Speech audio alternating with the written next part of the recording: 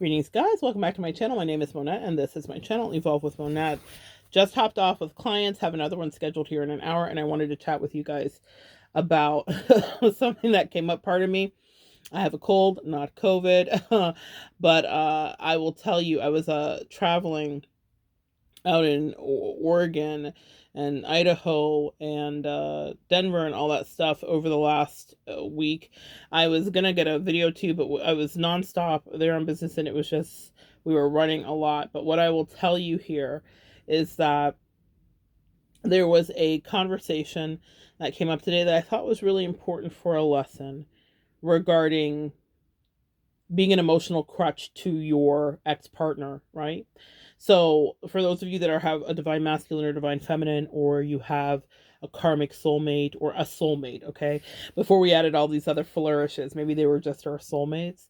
And the question that came in from a client was about that, about how to emotionally cut off your partner. Now, this woman was questioning that, and you guys know how I operate here. No delusion, no drama. I see that there's a booming business of divine feminine readings, and unless I'm reading to just encourage and uplift you, or to talk about new union that you're coming into, it's rare that I'm delving into trying to get you to sew you back together with someone who treated you treacherously or betrayed you or didn't value you. It's very rare, unless I truly feel led by my angels, that I'm going to encourage that. But what I will adamantly and vehemently discourage is you being the thing that's holding together a relationship with someone who may be cheating on you emotionally, whether this is your friend or your partner or your lover. This is not a healthy stance for you, my sweeties, okay? It takes you away your power. This person will deplete and drain you, and they will take all of that energy you're giving to them, to the other partner. Now, I've said this in many ways in various videos, but I felt like this needed to be addressed today with a collective, because sometimes we'll do that in an effort to want to stay connected. We'll want to help them through whatever they're going through. And I speak from my own personal experience that I certainly did that. Now, I did not do it as willingly as I know that some clients do and some other ladies that I have worked with and men do. What I will tell you is, in my case specifically, the person would use me. They would text me a love bomb text. They were a covert narc, and I would always know when her and her person that she didn't think I knew about were fighting, because I was just the most sweetest, most delicious thing that ever walked the face of the earth. And I would read verbatim to the text. I have them stored away, because I literally I worked on writing some things, and they were actually important for what I've been working on writing in a book that I've been working on about this experience. So there will be some verbatim text that maybe I changed just so that it's not literally verbatim. But I want you to see in that exactly how manipulative what was happening. And this has happened with the client that I worked with, is that this ex would reach out to me, or this person that was in my life still at the time. And this was a best friend. So there was no reason for this to go this way. However, she would let me know how wonderful and loyal and magnetic and majestic girl, the words, this is a person that didn't even like words, okay? The words she would use to love bomb my ass would be so extraordinary. And in the first few times that it happened, because she had written letters and done kind gestures and stuff like that prior to her being enmeshed in this toxic relationship. But what I realized was that she was literally, actually siphoning my energy, because she got rejected, crushed, or she was made to struggle and fight. And she's lazy. She was a lazy princess, and she was not used to having to work for her food. She was not used to having to work for her supply. And now she had someone who was a challenge and made her work. But the way that they made her work was all wrapped in toxicity. So it was triangulation and bullshit. She never felt safe with that person. She just wanted to win the loyalty and affection, and she would give me long rants. I can't believe she's talking to this person. She's talking to this person. If she was just talking to them, she should just let me know. And da-da-da-da. Meanwhile, back at the farm, she's not acknowledging to me, why is there this depth of emotion? Now, for those of you guys, I understood what was going on. You may outright be in an actual relationship with somebody who is cheating on you. So you know exactly why you're the most beautiful princess that ever walked the earth in that moment. You know exactly what it's about, but don't Let it be how they draw you out. And what I mean by that is don't pep talk them. Don't pat them on the back. I made the mistake of that, like, oh, thank you, sweetie. This is so kind of you, and whatever else. But it was literally because her other person that she had prioritized and chosen, and that's what you must not forget in this journey. They chose someone else over you, deemed someone else more worthy than you, deemed someone else either better looking, deemed somebody else a better way, whatever the case is for your situation. This was just my friend. But she still was making a lot of those connections because she was toxic AF and she was dealing with the most toxic person I've ever encountered. I will tell you that you cannot be the crutch for that, because you will stay, and what you do is you make the relationship more tolerable. While I was there pep talking her and loving on her until she turned into an absolute monster, she was absolutely siphoning my energy so that she could stay in that relationship as long as possible without feeling the crushing weight of the exhaustion of having a mentally ill energy vampire take everything from her life. She was my mentally ill energy vampire, and God gifted her karmically with someone that was very much, that Adele song, I hope I find someone like you. Well, she found someone like her, exactly like her. Now, in your cases, maybe your partners have found someone exactly like them. While you were the pep talk cheerleader, empath, light worker, I know who you are, my lovelies that are on this channel. I know your good, blessed energy. I know your magical poom pooms full of prestige. I know how you give, edify, and raise people up like you're a whole Josh Groban chorus. The man or the woman that is stepping on your neck, that is crapping on you, that is disrespecting you to your face, does not deserve your cheerleading energy. You do not raise them up to anything. I would call her out in my own magical way upon understanding fully what was happening, or I would just not give her back the energy, because I wanted her to feel what it was like to be in a relationship with her, to feel completely like you had no outlet and that you've attached yourself to someone that's an albatross. And I wasn't going to alleviate the pressure, because no one alleviated the pressure for me. Also because it was rude. Also because there were lies. Also. What are your alsos? What are the reasons that you know that you cannot pep talk him when he comes to you talking about the karmic and how she's this and that? Meanwhile, back at the farm, he's right back with the karmic. Now, a lot of people take umbrage and issue with this word and karmic and da-da-da-da. We're all karmics. Yes. In some essence, we all have been somebody's karmic, or we have not been a healthy person in a relationship, or we've been on the toxic side. But I don't imagine that a lot of us went to the extremes that a lot of you that find yourself on this channel or watching these channels have found yourself in. I dealt with such an atrocious thing for me, such an affront and assault to my personality. I liken it to having someone throw you like a crumpled up piece of material, like a t-shirt, and then you're outside and they pick it up off the ground and they throw it at you and you just think, oh, okay, but then on it it's covered in fire ants, and the shock after you're bit repeatedly, you just are like, whoa, what just happened? All I saw was this blur of white coming towards me, and now I'm under attack, I'm under assault. That is what it's like to be in one of these unhealthy, toxic relationships. You do not want to hear about how the karmic is magical, and you don't want to hear about how the karmic is a piece of crap, because on any given day that will flip depending on their mood swings, meaning your DM, your distorted masculine, your karmic soulmate, your lover, your husband, your boyfriend, your girlfriend, whatever this person is to you, they will flip and flop it. Their loyalties lie with no one, and your allegiance, loyalties, and your edification should not lie with them either. I've got some emails that I'm going to answer where people had direct questions about my person, and I'm actually really happy to answer them, because I think it gives some clarity. In telling all of my stories, I've never really completed it, and I feel like that's something important to understand sometimes as the beginning to the end. I also have a beautiful video about closure that I got on the Jupiter conjunction and Saturn conjunction that happened on the 21st. It was kind of amazing. So I will share that with you, and this is why I say you don't need closure from them, because everything I needed I got completely, even including an apology.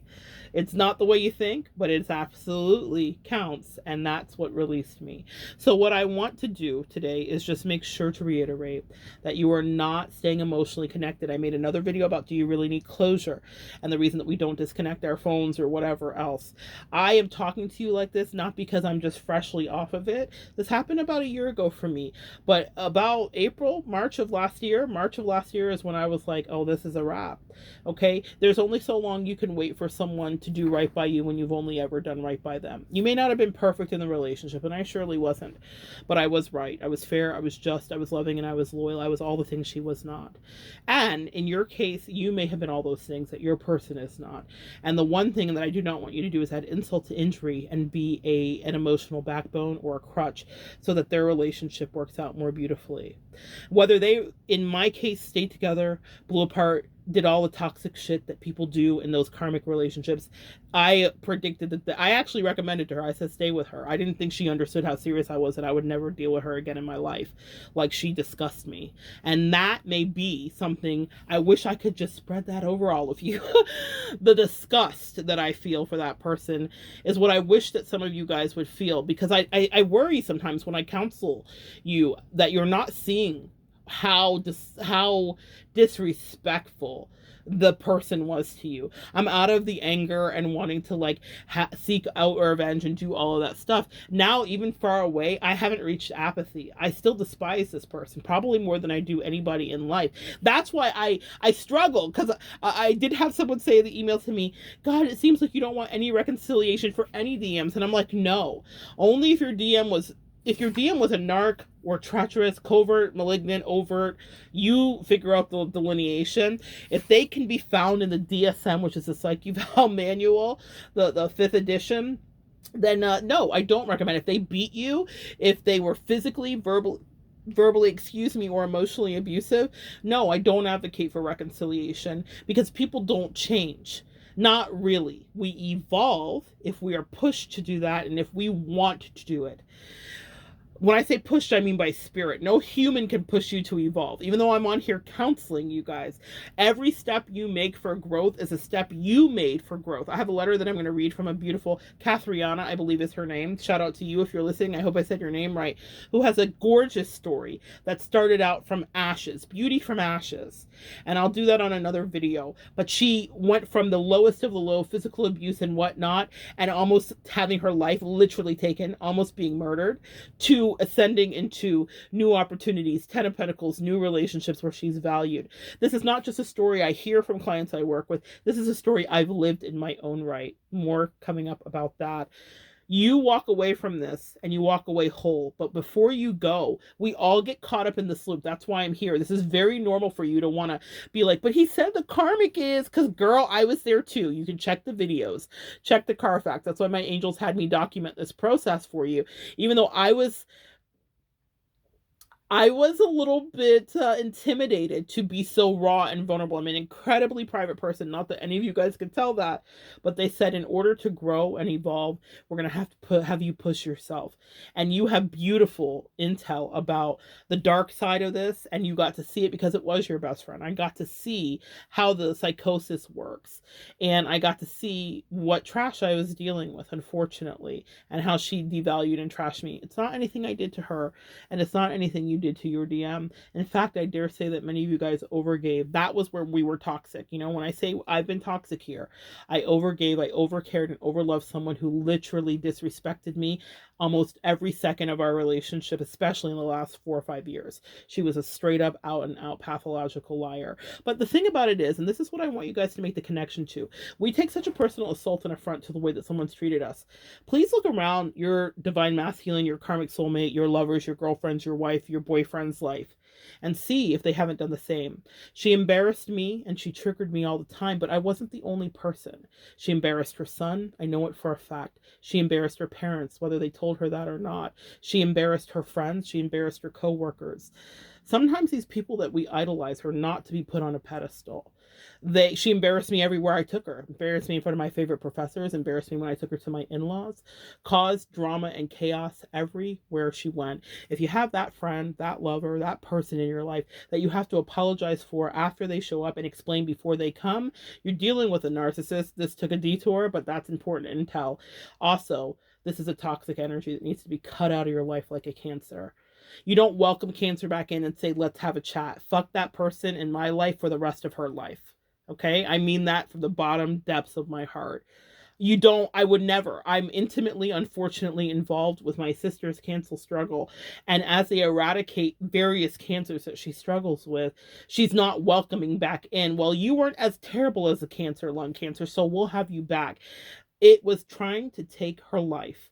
And in some of your cases, your counterparts were trying to take your life. And if they were not that extreme, then energetically, they were stealing and robbing parts of yourself and your life. They were thieves. All F-boys and people of that nature are thieves. They waste your time. They steal your energy. They take it to other bitches. They do all kinds of wild Taliban shenanigans. In my case, this person had triangulated me with an actual Donald Trump voting racist. And not that all Donald Trump people are racist. However, this one actually was and actually hated me. And she just thought that that was going to be an okay thing and that I should pep talk her through. I literally trained my replacement, you know, which is fine. I understood what it was. They told me, this is your Judas. They said, operate accordingly. I never tipped her off until the last second when I left. I never even tipped her off then, that I understood what it was. But she may not think that she was trying to take my life. But being associated with someone like that, who actually has hatred for Black people, was her threatening my life. She's not welcome back in. And I didn't pep talk her once I figured out what was happening. Fuck her. Let her figure that shit out herself for once in her life, her lazy ass. And for some of you guys, let your lazy ass people figure out something for their life and for themselves. Unfortunately, Divine Feminine, Empath, Lightworker, we are the people that did all of the group projects because we wanted the A. And the lazy people around us all jumped on because we were so sweet and didn't stand up for ourselves. Not over here. If we're learning together and I'm teaching and we're evolving together in this class, I'm the teacher that's calling out all those lazy assholes around you. It will not stand on my watch. Whether I call them out and you and I never speak face to face or never have a back and forth conversation and our relationship is totally parasocial. If you need a pep talk and you need a boost up when you're feeling weak, trust me, I can spot these assholes from a mile away, and I will not allow them to take over your life in the ways that I know in some ways I allowed it to take over mine. We go through experiences like that. When I asked God, why did this happen? He said it happened for exactly such a time as this. You were supposed to be betrayed, have someone triangulate you with a racist, have someone be blatantly disrespectful every time you put up boundaries, because who the F were you to tell her what to do when you were just doing what you've always done, which is protecting her from herself. The most dangerous person in her life was herself. The same may be true for you and your partners. But the problem is they become dangerous and insidious to you. I thought I could handle it. I'd handled a few narcs in my life. But this one got way out of control. It went way left because she played way too many games. And she played with the wrong fucking one. For some of you, maybe your person is playing with the wrong one too. I'm not the one to play games with. She can play those games with that child over there. I am not her child. And I don't mean her actual child. I'm talking about the person that was childish, that she could not, that she like Hadoukened her son and me, 20-year friendship, and her actual son in the last couple of years to raise somebody else who is never going to be raised because they were raised by wolves. They can't be raised properly. They're a feral child energetically. This adult with 3 kids and a husband is feral. What I want you to understand is while you guys are like counseling them in the karmic, their karmic may be feral too. They want to win at all costs. They're officious, all of that stuff. And what other things are they shirking in their life while you pat them on the back and enable, that's the word, my loves, their crappy behavior. I observe things that cause so much resentment in me for this person. It has zero to do with me. Just even about her child. Pay attention to the way that these people that you say you love, that you think love you, that are dealing with other people, how are they treating their children? To be honest with you guys, just a little quick chat, that was my deal breaker. I'll never forgive her, ever, ever in my life for that. And unfortunately, y'all have to pray for me because I've never been up against anyone that I can't forgive. I've been in cults. I've had people threaten to hang me from trees. I've had people threaten to shoot me in the face. I've had people call me the N-word too many times to count, tell me how stupid I was. I've never, ever, ever held such disdain for anybody. like I do for her. I don't want you. And the reason that happened, that I feel such a state, is because when we get duped, when someone gets over on us, even if it's for a little while, we cannot rationalize that we fell for the okie doke, that someone lied right in our face. So I don't want you, and here's the insult to injury. If someone's lying in your face, the karmic is so terrible. No, they love the karmic. My person loved her more than she loved her son, and she loved her more than she loved stability. Really, it was deep. She was always, I'm not in love, girl. You sure? You sure about that, homie? Because you're acting real irresponsible right now, which is how we act when we're 20 and we're in love. Not 40, but to each their own. Midlife crises do happen. But I will say she prioritized this person over her son and over me. Is your person in your life prioritizing you or the karmic? And if they are prioritizing the karmic, then why are you helping them do that? Okay? I've said it over and over in so many different ways just to make sure you don't miss it. It's the teacher in me. It's that SAT question asked the same way, different ways, okay? Why are you helping enable their toxic relationship? But I don't want them to be in it. But what? That's none of your business anymore, sis. When I got to the point last year where I realized what they do is none of my business, the last recommendation I gave was like, make it work with her. Stay with her. Don't ever leave and abandon her. Don't ever cheat on her. I hope she'll do the same for you. She won't. But I hope you win, girl. Because you know what? We all deserve love. As my mother says, every stinking cheese has its wine. So you have your own beautiful, full-bodied, robust, aged well wine. You have something to look forward to, Divine Feminine. Your job in life is not to be the third wheel to their toxic relationship or whatever is going on. If they drive off the cliff like Thelma and Louise together, God bless them. You have to release the attachment to what happens. And can I save them? They're not yours to save. You're not Jesus. Save yourself, my loves. That's a big enough job, I promise you, to get through this dark night of the soul that some of you guys are just beginning. Some of you guys are midway through, pardon me. Some of you guys are towards the end of. You need all of your strength and resolve for them. Let them hold hands and close their eyes and go off the cliff together with their bullshit. That's not your business anymore. You don't win anything if they come back to you. I would never trust that person. I would never not want to Hulk smash her soul if she was in my presence because she did something that no one's ever done for me. She got me to open my eyes and grow up. She was a soulmate. Maybe your person is too, but that doesn't mean you stay there for the abuse and the torture. My person couldn't even deal with a fraction of what she did to me. She was weak. She is weak. And I have been tried in fire with real rejection and real pain and real abuse of all stripes that she could never even fathom with her spoiled ass. If she had a fraction of what I did to her done by someone that she trusted and was loyal to, she wouldn't survive it. Stop trying to stop them from their suicidal ideations. Stop trying to stop them from going back to that person. If they're supposed to be together, to me, both of those people are useless.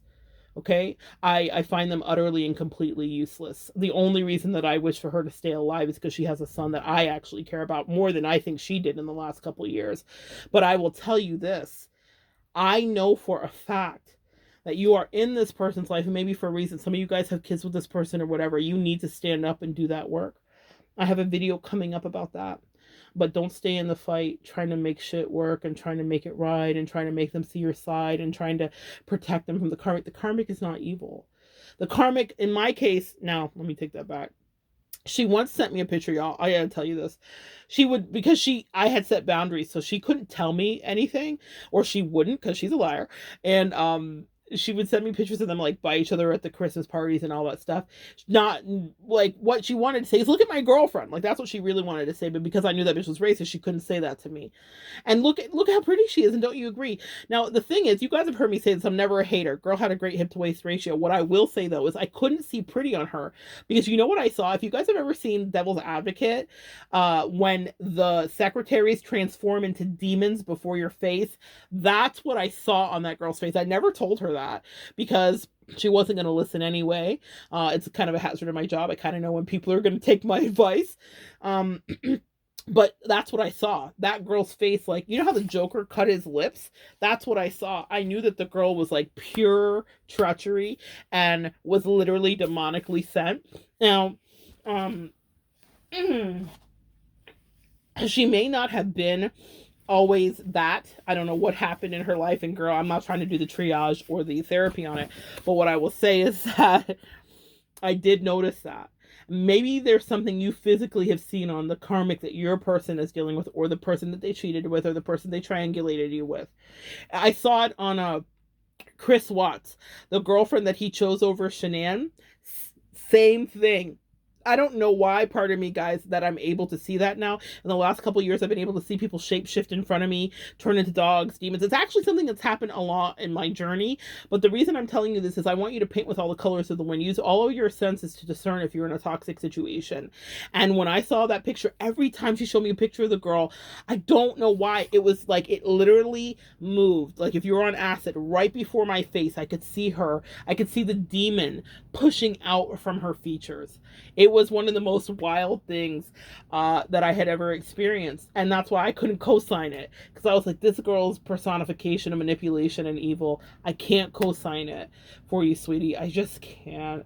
And that didn't stop her from getting me to try, though, right?